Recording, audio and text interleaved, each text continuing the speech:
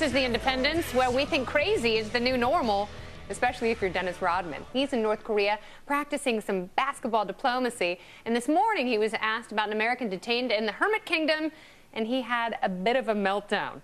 Take it away, Secretary Rodman. No, I'm just saying, no, I don't give a what the, I don't give a rat's ass what the hell you think. I'm saying to you, look at these guys here.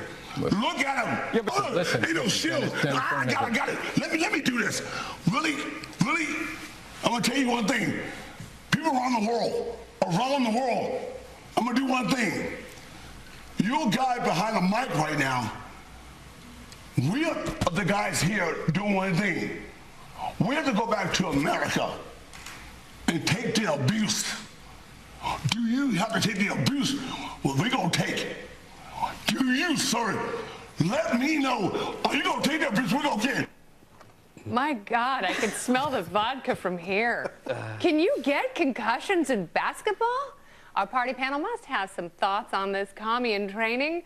Camille, you're surprisingly not opposed to sending Dennis Rodman to North Korea because, what, you want him to be the new Uncle Jang? Listen, let me say this. I want to qualify this up front, but you can feel free to disregard the qualification and rip me to shreds. But like a pack of 120 ravenous Dennis Rodman Korean would dogs. not be my first choice for U.S. ambassador to North Korea. He would not. But I do have two words for everyone: Nixon, China. Right? Nixon goes to China. He breaks bread with what is probably the most horrendous, the most prolific homicidal maniac ever to walk the face of the earth in Mao, right? He breaks bread with him. Most people regard that as not the worst thing on earth. And I don't want to exaggerate either one of the significance of either one of these two events, but there is something symbolic about these events, and it is the notion that diplomacy matters, and there's more to diplomacy than a simple policy of privation of the poor. We are actively contributing to the starvation of millions of people in North Korea right now. The North Koreans are still experimenting with nukes. Our current policy isn't working, and extending olive branches and facilitating some sort of cultural exchange seems like the right thing to do. I am not suggesting that we're going to get stellar results from what Dennis Rodman is doing. He's not a man who's been known for his rhetorical flourishes. He is a bizarre human being. And where has that cigar been? All of that I mean, he's said, a combination of Monica Lewinsky all and of that Triumph said, the Commodore our current policy seems to stink. It seems to stink, and I'd like to see someone suggest that this isn't. Doesn't it bother you that any American would go there and dignify? I mean, this is a guy who is just responsible for such heinous things. I just can't imagine that Dennis Rodman, that guy that we just saw in that interview, can bring anything of worth for us to the table other than pure embarrassment. Pure embarrassment, A, and B, also just lowering our standards. The fact that we're even willing to go over there. This is a guy who's responsible for imprisoning people, killing people. When he went to China? I think it denigrates the United States to look at Dennis Rodman as some kind of leader. That question too, Jedediah. Okay, let me ask Matt a few questions. Cliff Robinson was for a while the best sixth man in the league. I mean, don't you think he's going to go over there? You can't get trailblazer propaganda. He's got a tremendous outside another trailblazer. Kenny Anderson is there, not to be outdone by Vinny Baker, the basket maker. I mean, this really is the diplomatic dream team. Am I right?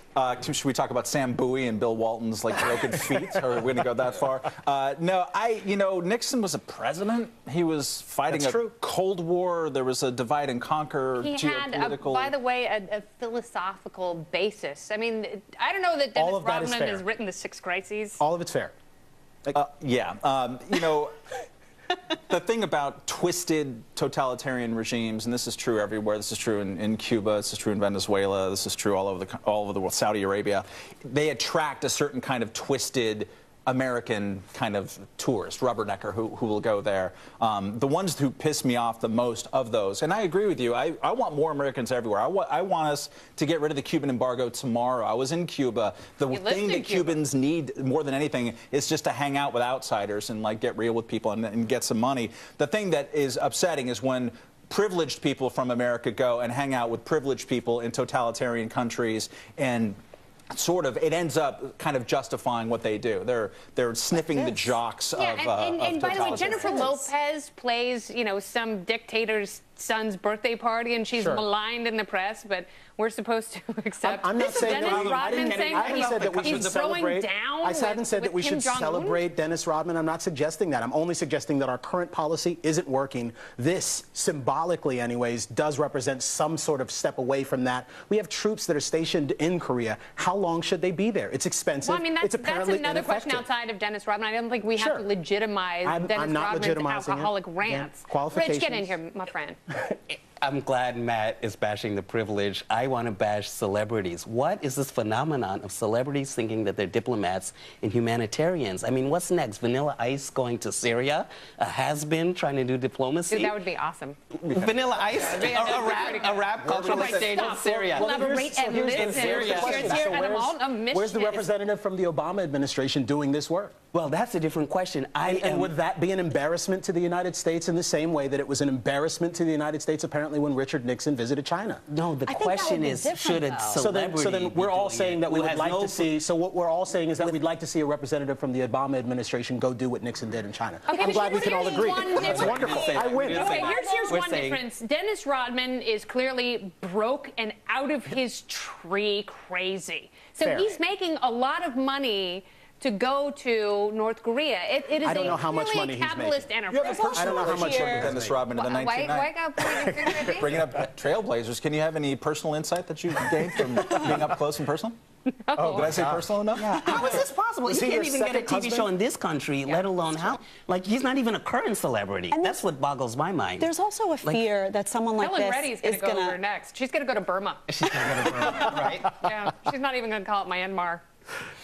Sorry. No, I was saying, no, just that there's a fear that someone like this is going to put their stamp of approval on what's going on there. Whereas if you had a representative from the United States, from the administration, they're certainly not going to condone what's going on there. They're going to sit down and have talks, but at the same time be condemning the human rights violations. You know what's going to happen, Jedediah? I'd like to see that happen. Yeah, it's just crazy enough to work, and we're going to be scratching our well-coiffed heads in probably a few months going, holy mother of all things holy. All right, well, thank you, sweet panel. Rich and Jedediah, please come back again for the third time. Former Defense Secretary Bob Gates apparently hates Joe Biden, and will glean as many juicy details as we can from his upcoming autobiography.